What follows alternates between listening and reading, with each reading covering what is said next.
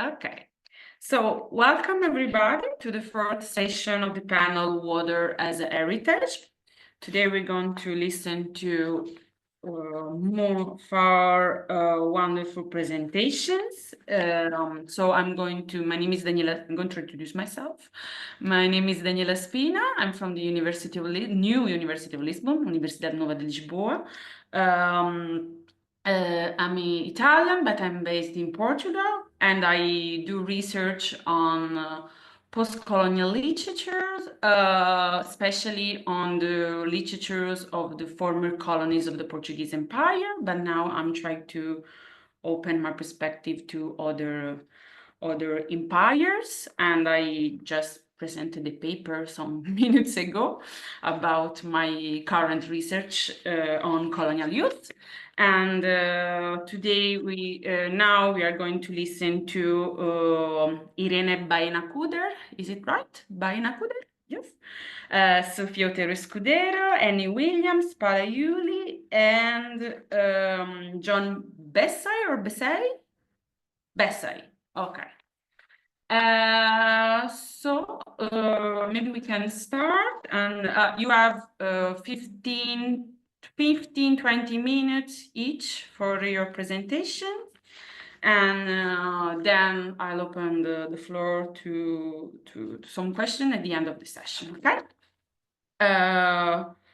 Okay, so I'm going to introduce Irene Baena-Cuder and Sofía Otero-Escudero.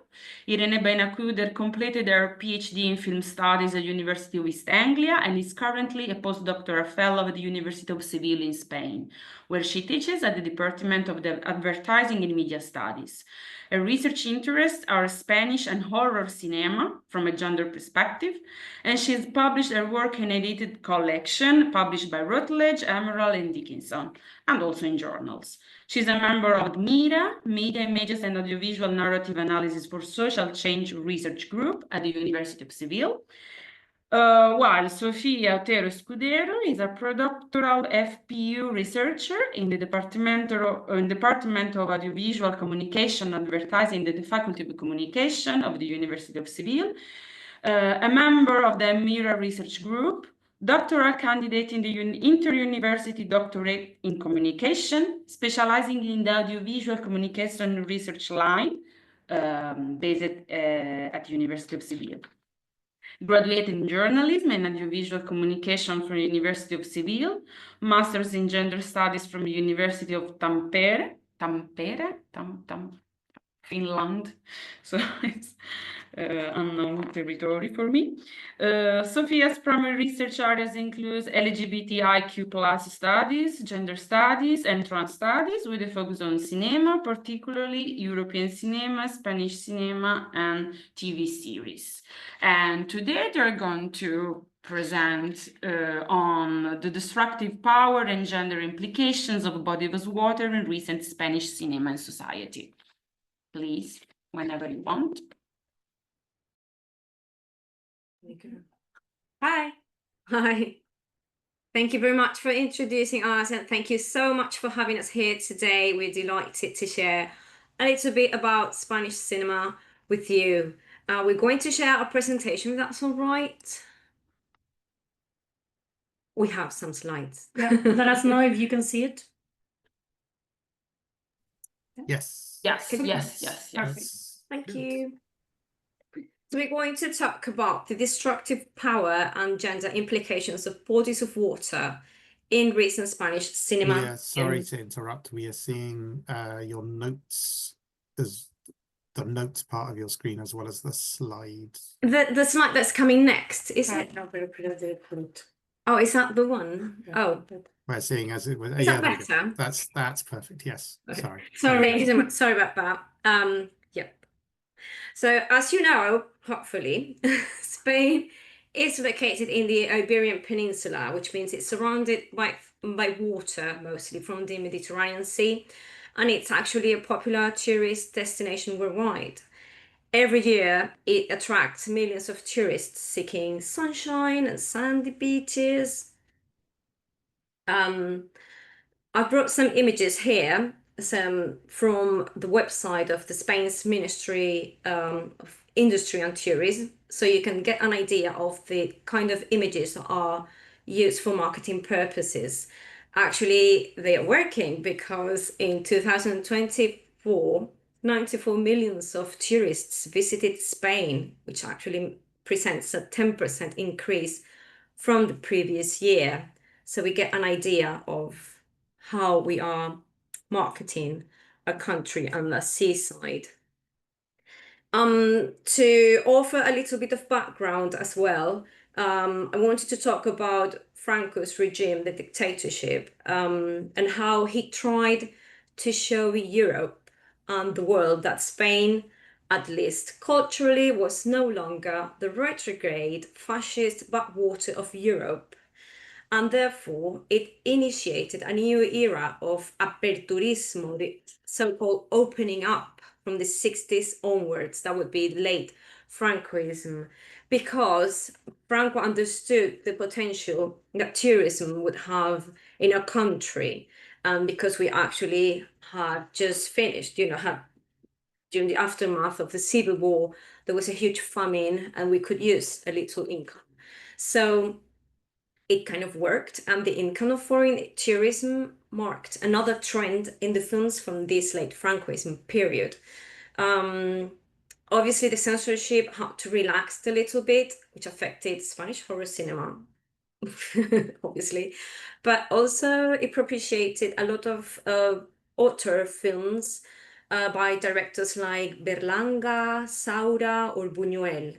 But at the same time, another trend of films were produced during this relaxation of censorship in the late Francoism, were sexy, raunchy comedies known as españoladas, always taking place at the beach, portraying the Iberian macho in contrast with all these foreign women who were coming looking for that sandy beaches and a nice weather.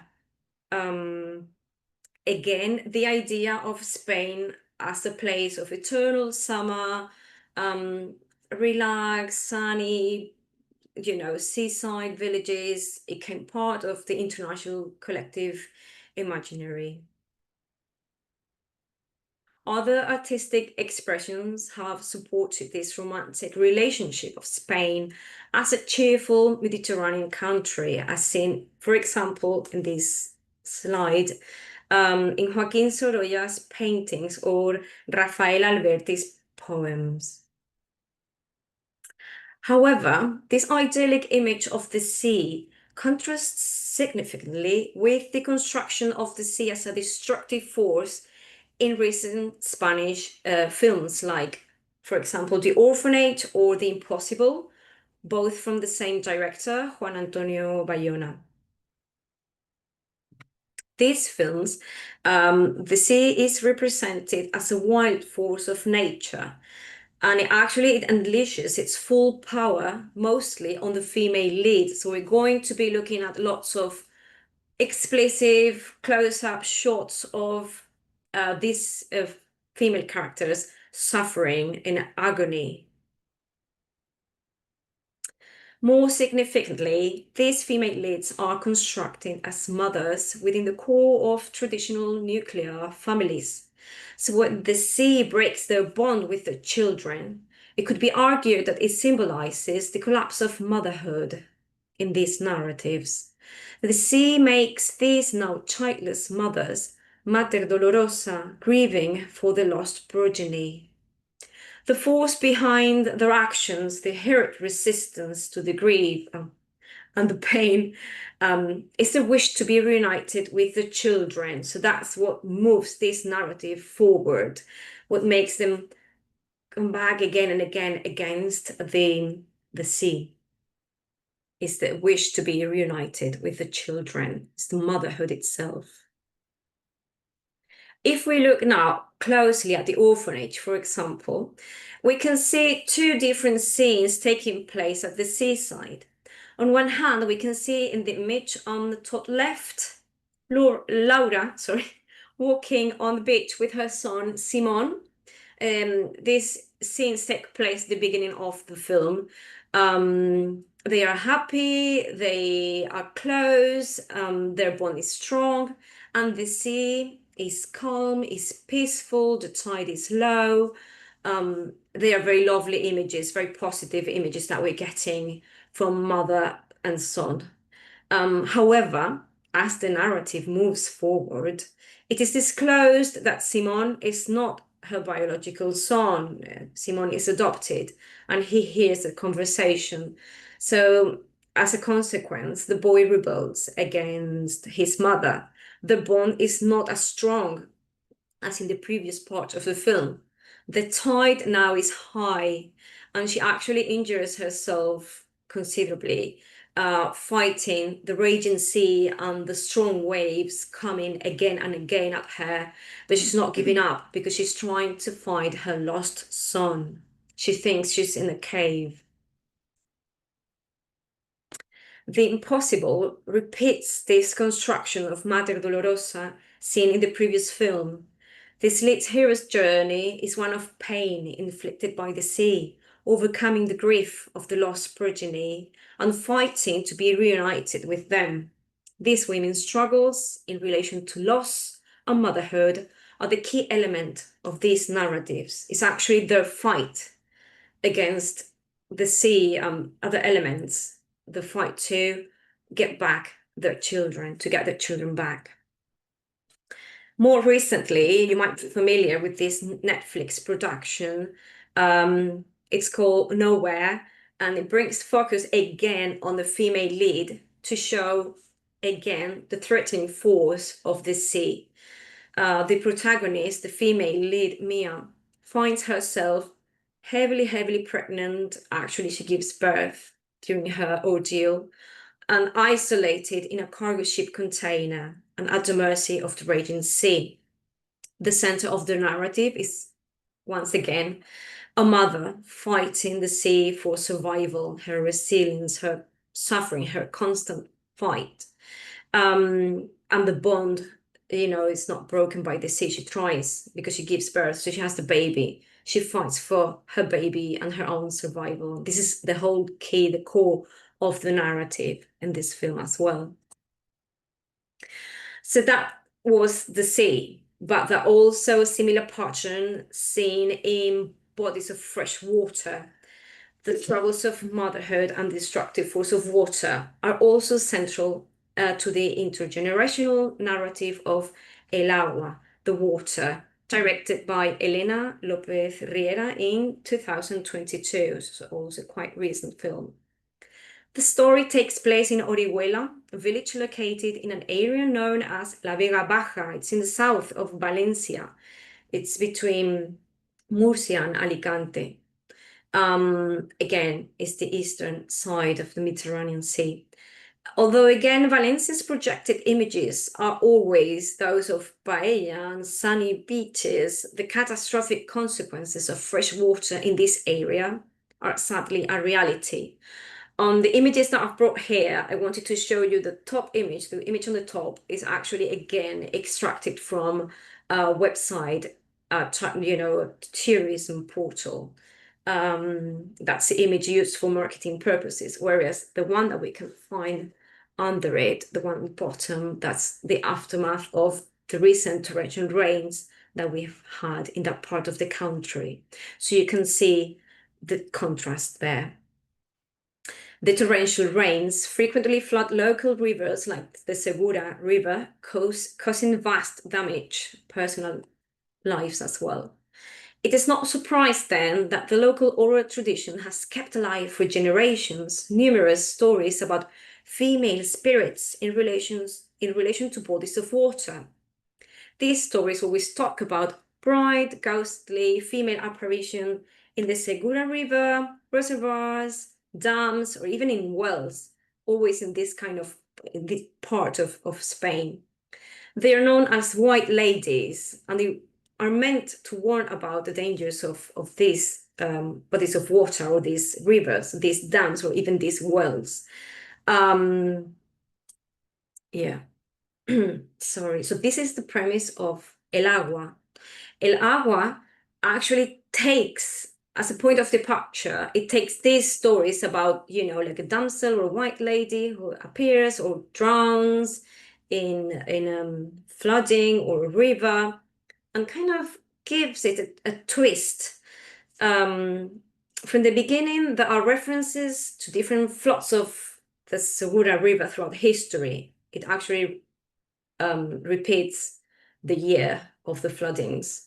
And the characters refer to the river as cursed. The Segura River is cursed. It is revealed in the narrative as well that the river, again, based on these local stories, takes a local young woman with every flooding. However, rather than focusing on, again, the female pain or struggle or as a victim, it kind of tried to gives it a twist. The narrative follows a group of teenagers in the day-to-day activities, in which the river itself becomes another character. The river is shown as peaceful and calm at the beginning of the film, and the teenagers, they frequently gather around it and even dive and refresh themselves a little bit in it because it's during the summertime. Nevertheless, there's always that constant thread and mentioning of flooding, and the flooding taking away a young woman from the village. It's always adding tension and fear to the story.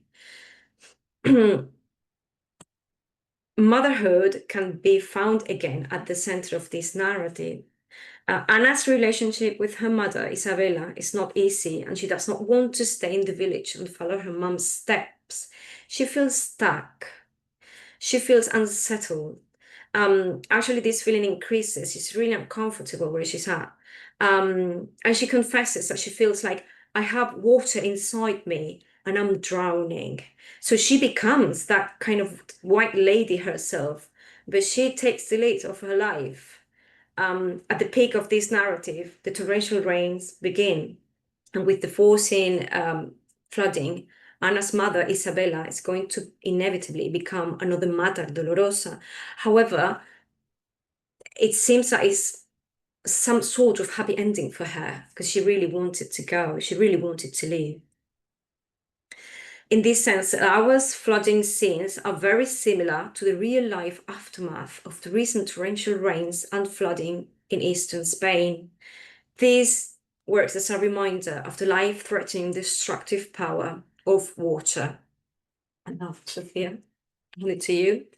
Okay, so in contrast to this women portrayal that we have been seeing in Spanish movies, it is interesting just to look into how trans representation has a different kind of portrayal of the community, and how the power of water is also important, but in another sense. So we are going to look into one movie that is a popular one, I think that maybe you know, which is 20,000 of Species of Bees by Estíbaliz Urresola.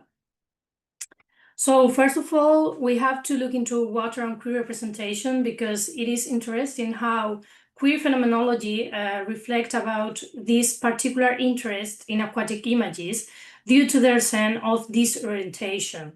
So we are trying to kind of transgress this normative orientation that audience have normally toward queer community. So here with the use of water in these movies, we can see how this bodily movement changes within the water and how the affective flows resonates in a particular way with queer viewers. So especially in 20,000 Species of Bees, the main character, Lucia, she is a trans girl. And it's really interesting how the power of water changes before and after being recognized by society. So before she's recognized, we can see this destructive power of water we have been talking about because she doesn't want to go to the swimming pool because she feels kind of dysphoria of her own body, which is really great represented because it's not focusing in the dysphoria in it. But it is true that she doesn't want to be seen by her friends and so forth. Nonetheless, after she's finally recognized by her aunt and by her friend as Lucia, she's finally rebirthed in front of society and she's finally moving into the flow of the water in a positive sense.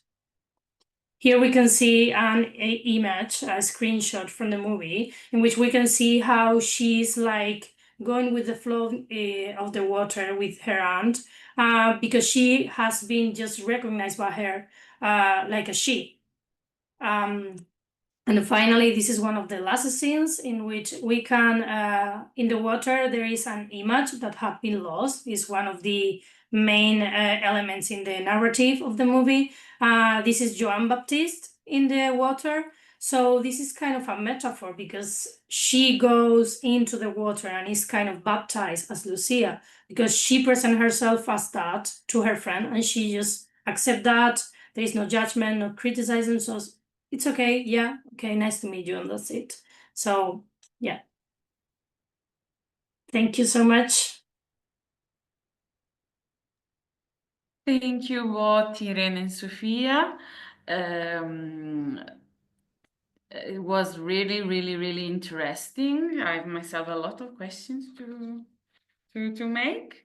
And just join me, everybody, with a round of applause, okay? Congratulations.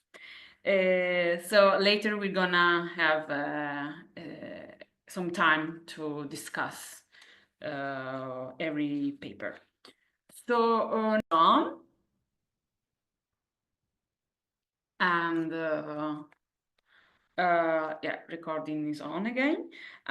Dr. John Bessai is an assistant professor at the University College of the North, specializing in Canadian cultural policy, media history, and environmental storytelling.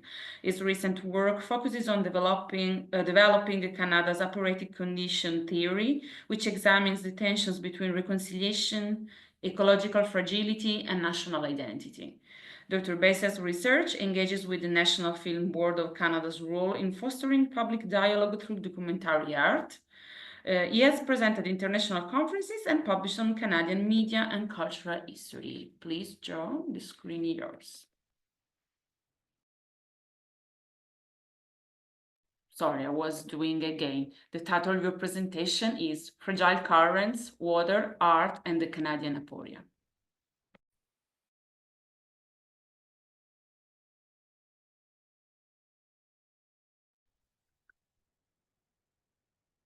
You have to open your microphone, please.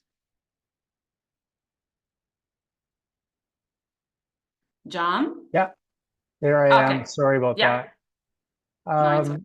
Okay, so in Canada, water acts as both a tangible presence and a symbolic force. It moves through daily life, shapes traditions, sustains infrastructure, and fuels imagination. As a foundational element in national identity and ecological experience, water provides a compelling framework for understanding Canada's shifting narratives. This talk examines how the National Film Board of Canada, or the NFBC, a state-sponsored institution, engages with these narratives through two recent documentaries, Losing Blue from 2023 by Leanne Allison, and the Lake Winnipeg Project 2022 by Kevin Settee. These films frame water as more than a resource. They invite viewers to experience it as a medium of connection, a living archive of cultural practices and an emotional presence that resonates across time. In these narratives, water embodies the complexity of Canada's current environmental and political landscape. It sustains life, holds memory, and grounds responsibility within and across generations and communities. This dynamic illustrates what I call the Canadian aporetic condition, an ongoing entanglement of ecological responsibility, Indigenous resurgence, and extractive economic pressures. These forces continue to shape Canada's cultural terrain through intersecting histories and possible futures. The NFBC uses public storytelling to animate these intersections, creating space for diverse expressions and commitments rooted in lived experience. Losing Blue and the Lake Winnipeg Project articulate perspectives that regard water as participant, shaping an ethic of care, attention, and collective engagement. These films reflect on how we live with water and how water in turn lives with us. The Canadian aporetic condition describes a cultural landscape shaped by unresolved yet coexisting commitments to ecological stewardship, to Indigenous resurgence, and continued resource-based economic activity. These commitments intersect in practice, policy, and storytelling, shaping how Canadians express and experience national identity. NFBC work such as the Lake Winnipeg Project and Losing Blue offer narrative forms that make this condition visible in the public sphere. These films create space for complexity, using water as a medium to convey layered responsibilities. They invite viewers into a space of attentiveness and layered reflection. Their design, slow pacing, careful sound, and poetic narration sustains an atmosphere of consideration. The films encourage viewers to engage through observation and listening. This mode of cultural presentation resonates with the understanding that shared experiences and responsibilities take shape through style. The stylization of experience, as articulated by Albert Murray, enables viewers to perceive continuity, context, and possibility within acts of storytelling. Albert Murray, an American cultural critic, novelist, and essayist, defines style as an interpretive act that gives coherence and shape to experience. His work emphasizes how artists can reframe everyday realities through formal expression to deepen cultural insight. In this way, both films extend the practice of national self-writing. They compose the landscape through sound, rhythm, and form, and affirm water as a powerful medium of cultural memory and ethical orientation. The National Film Board of Canada originated in 1939 when Scottish documentarian John Grierson established it with the goal of using film as a public service. From the outset, the federal government structured the NFBC not as an arm's length agency, but as an integral part of the institutional and cultural fabric of the Canadian state. It operates under the National Film Act and receives direct funding through parliamentary appropriation. This structure embodies a model in which cultural production functions as a part of Canada's civic infrastructure. The NFBC maintains a dual mandate to create films that inform and engage the public and to promote the cultural interests of the state. This arrangement has shaped its distinctive role as a platform for national storytelling. It operates within a space that encourages institutional reflection and supports creative innovation. The NFBC continues to explore new storytelling forms, including virtual reality and poetic documentary, while upholding its commitment to public dialogue. When the NFBC focuses on water, it reveals Canada's ongoing engagement with both environmental systems and social responsibility. Canada contains nearly 1/5 of the world's fresh water. The abundance intertwines with histories of stewardship, industrial development, and cultural continuity. It also embodies the consequences of displacing Indigenous water governance and the environmental challenges that affect many communities across the country. Losing Blue and the Lake Winnipeg Project bring these relationships into view through evocative cinematic language. Both films express an ethical sensibility aligned with Albert Murray's concept of stylization of experience. Water emerges as a medium of relation, infused with memory and shaped by human engagement. These works remain anchored in water's significance and carry that meaning forward through gesture, rhythm, and form. They invite viewers to engage in a shared act of recognition rooted in narrative continuity and the aesthetics of lived experience. Through these films, the NFBC fulfills its cultural mission as a federal agency, supporting forms of storytelling that illuminate the connections between people and place, memory, and materiality. In doing so, the institution affirms the role of public art as a mode of national conversation, one that encourages reflection, broadens understanding, and strengthens cultural awareness. The Lake Winnipeg, so directed by Kevin Settee, the Lake Winnipeg Project presents a 4-part documentary that gathers stories from Matheson Island, Popular Rivers First Nation, Fisher River Cree Nation, and Camp Morningstar. The series focuses on how Indigenous communities live in relation to Lake Winnipeg, one of the world's largest freshwater lakes. The project highlights cultural continuity, community strength, and the knowledge rooted in relationships with land and water. Lake Winnipeg holds deep historical significance within Canada. As part of the fur trade network that shaped early colonial development, the lake functioned as a transportation corridor and trading hub. Today, it remains central to the lifeways of surrounding Indigenous communities, continuing to shape governance, practices, cultural identity, and environmental stewardship. The episode Popular River draws particular attention to intergenerational responsibility. Community members, including Sofía Rabascas and Clint Bittern, describe how caring for Weaver Lake and its surrounding territory reflects longstanding commitments to guardianship and place. Their reflections demonstrate how knowledge, protection, and cultural responsibility flow together across generations. Rabascas emphasizes her community's continued presence along these waters as a result of deliberate choices to safeguard the land over time. This position of the film portrays Indigenous sovereignty as a lived practice sustained by shared care and relational knowledge. The documentary affirms these perspectives by offering attention and space and invites audiences to consider how water sustains ethical relations. It positions water as a witness, a teacher, and a point of return, central to understanding the possibilities of environmental responsibility and cultural presence. Directed by Leanne Allison and narrated by J.B. McKinnon, Losing Blue delivers an immersive documentary that focuses on the gradual disappearance of the vivid blue hues in glacial lakes across the Canadian Rockies.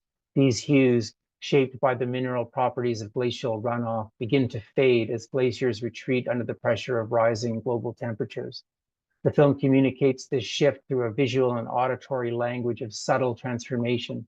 Its narrative remains spare and meditative, allowing viewers to linger in moments of reflection.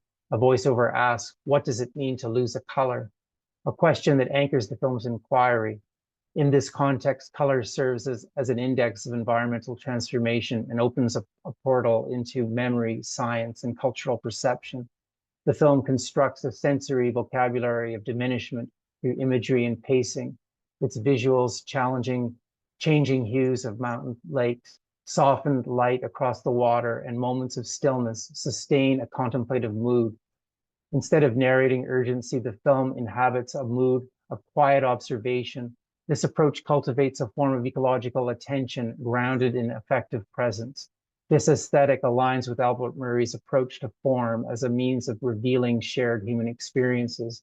Through stylization, Losing Blue translates environmental loss into cultural consciousness by affirming the importance of how things are seen, heard, and remembered.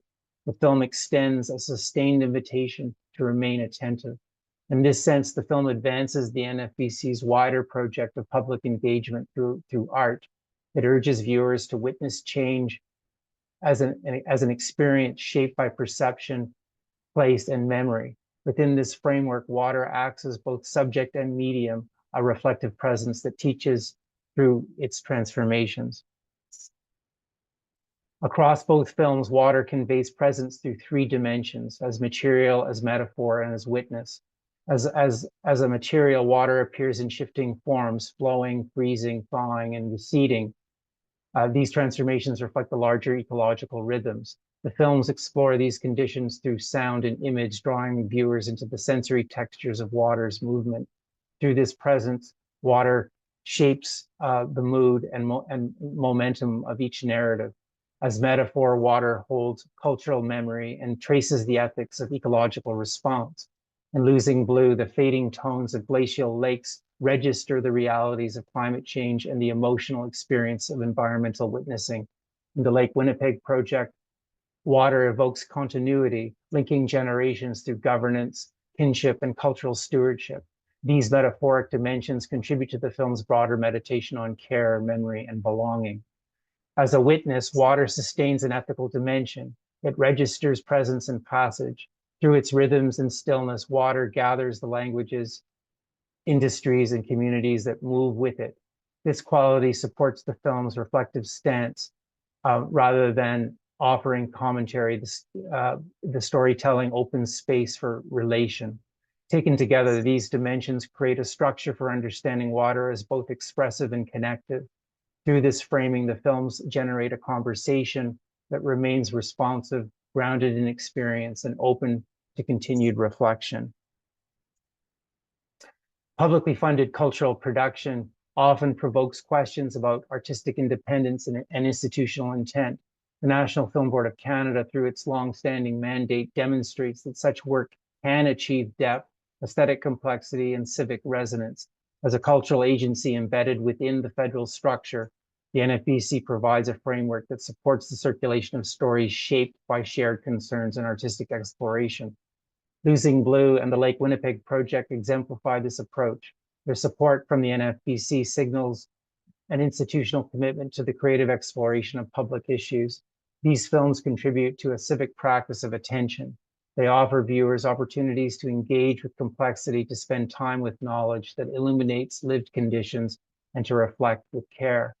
These works extend a sustained gesture of listening.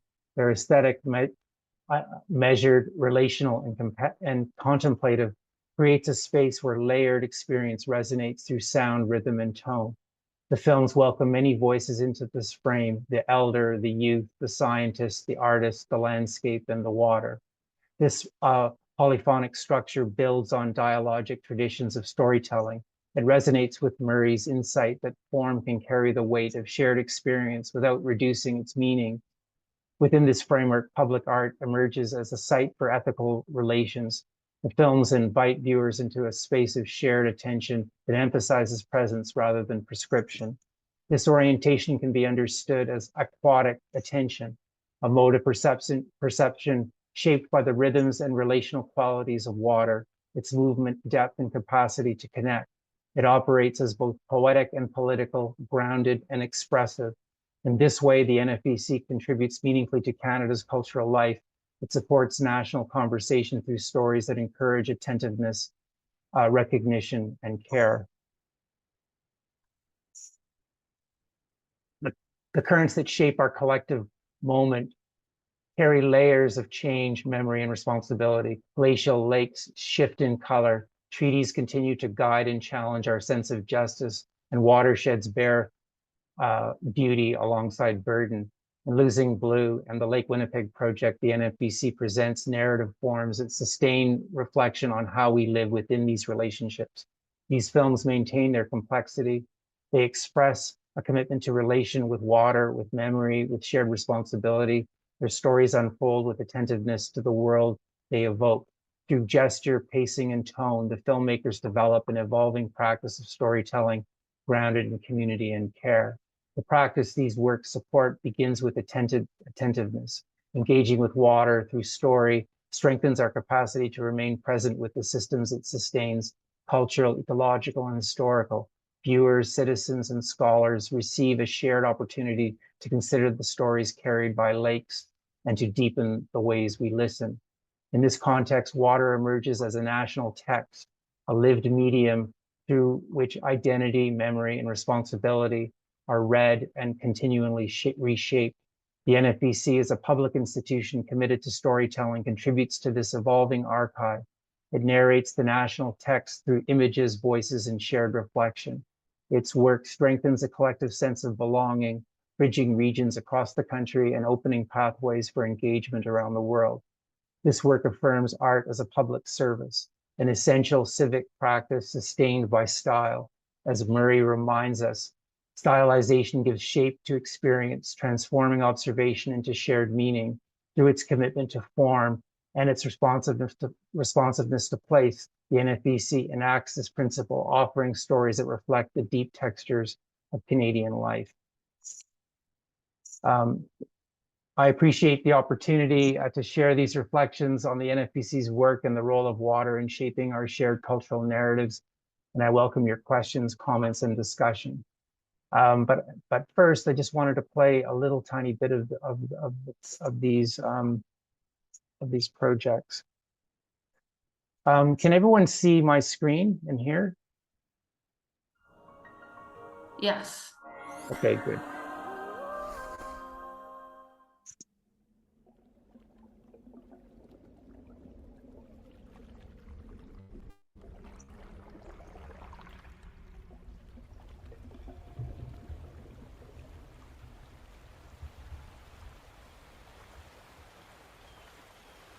I remember hearing stories about people going inland in the fall and setting up camps to trap throughout the winter and hunt. That was their means of survival.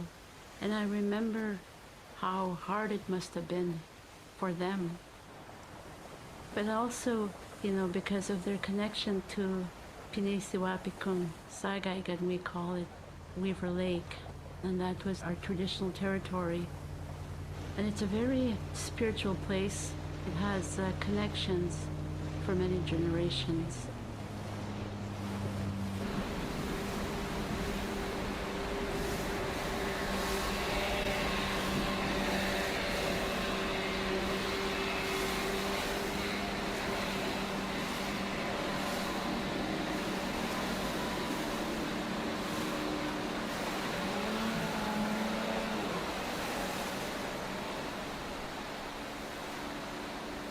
There's not many forests or land that hasn't been developed left. And to realize that they have something here that's worth their time to protect and to remember, there's still children coming that are not even here yet. That's how far we need to think about the responsibilities we have as people that are part of the land.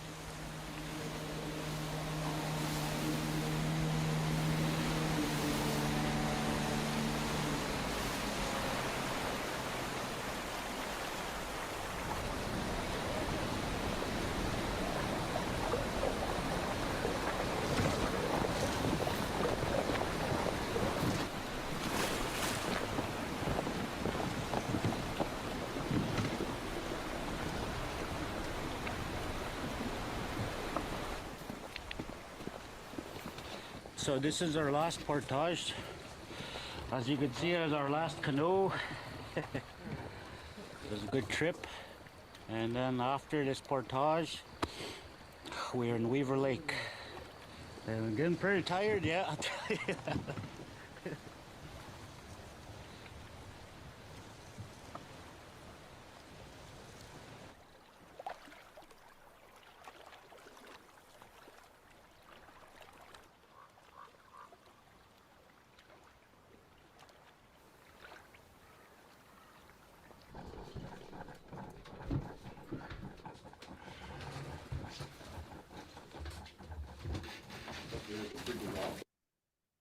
Okay, just a clip from Losing Blue. The powder can turn water as gray as old bone, but just enough, and the grains act like countless tiny mirrors.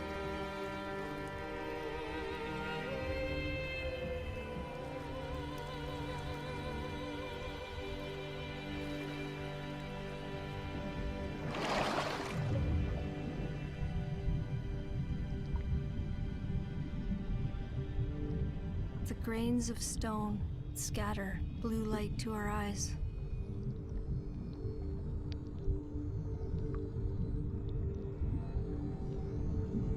Mountain lakes fed by glaciers are a blue unlike anything else on Earth. They're more than just blue in color. The lakes glow blue from within.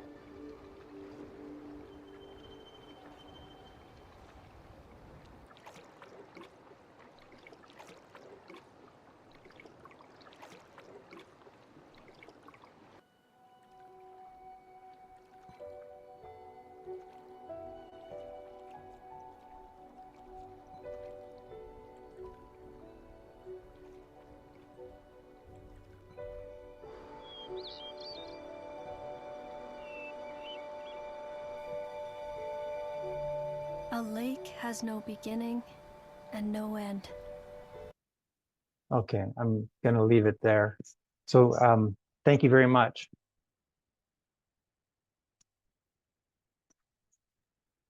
Thank you so much, John, for this very interesting presentation. I think all of you deserve a round of applause. So please join me in in a round of clapping hands. And I'm really impressed by all these wonderful presentations.